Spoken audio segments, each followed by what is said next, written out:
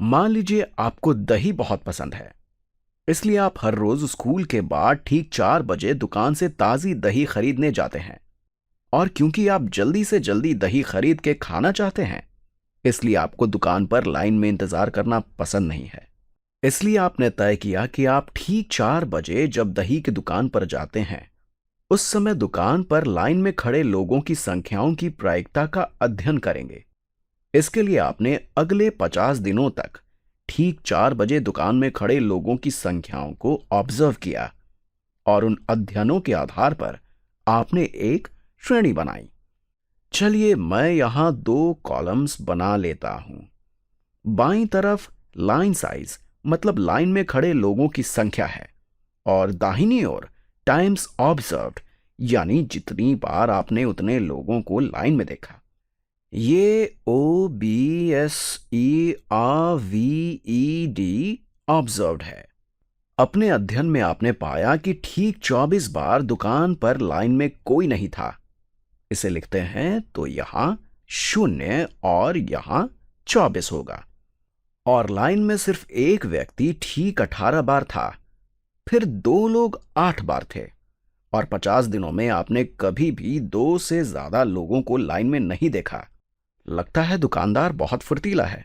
तो इस अध्ययन के आधार पर ठीक 4 बजे जब आप स्कूल के बाद दही खरीदने जाते हैं, तो दुकान पर लाइन में कोई ना होने की, एक व्यक्ति के होने की और 2 लोगों के होने की प्रायिकता क्या होगी? तो चलिए इन सब की प्रायिकता निकालते हैं। हमने 50 ऑब्जर्वेशंस किए हैं और इनका योग भी 50 है। 18 जमा 8 बराबर 26 और 26 जमा 24 बराबर 50 होता है। अब हम पता करेंगे कि लाइन में किसी के ना होने की सापेक्ष बारंबारता यानी रिलेटिव फ्रीक्वेंसी, एक व्यक्ति के होने की सापेक्ष बारंबारता और 2 व्यक्तियों के होने की सापेक्ष बारंबारता क्या है। फिर उस जानकारी की मदद से हम प्रायिकता निकालेंगे। तो चलिए ऐसा करते हैं। यहां प्रायिकता अनुमान यानी प्रोबेबिलिटी एस्टिमेट के लिए एक और कॉलम बनाते हैं। तो यहां 0 की सापेक्ष बारंबारता क्या है? हमने पाया कि यहां ये 24/50 है।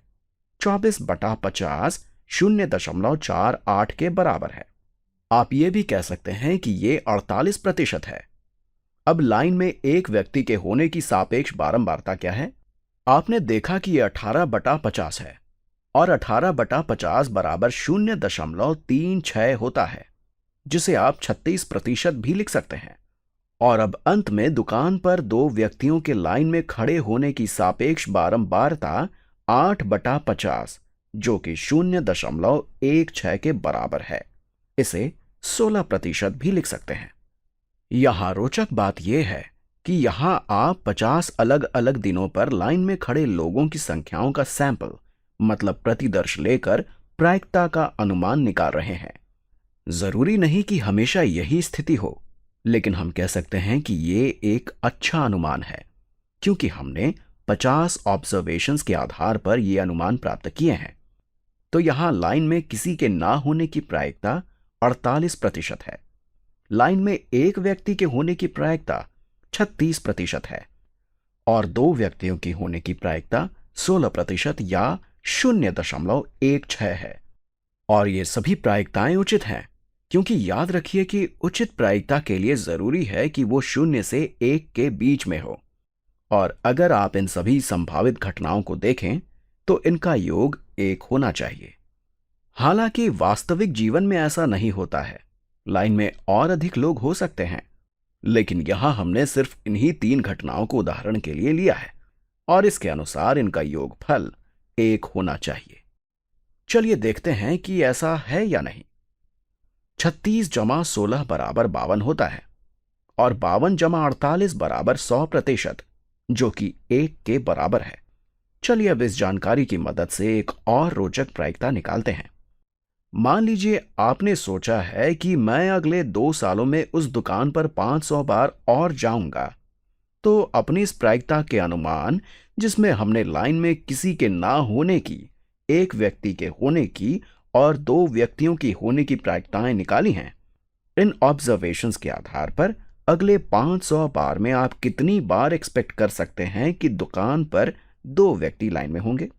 अपनी जानकारियों के आधार पर हम कह सकते हैं कि 500 बार में दुकान पर 2 व्यक्तियों के लाइन में होने की एक्सपेक्टेशन 500 गुणा यहां लाइन में 2 लोगों के खड़े होने की प्रायिकता 0.16 है। इसे हम 8/50 भी लिख सकते हैं। अब यह किसके बराबर होगा? 500 को 50 से विभाजित करने पर 10 प्राप्त होगा और 10 गुणा 8 बराबर 80 होगा। मतलब 500 बार में 80 बार आप एक्सपेक्ट कर सकते हैं कि दुकान पर 2 व्यक्ति लाइन में होंगे।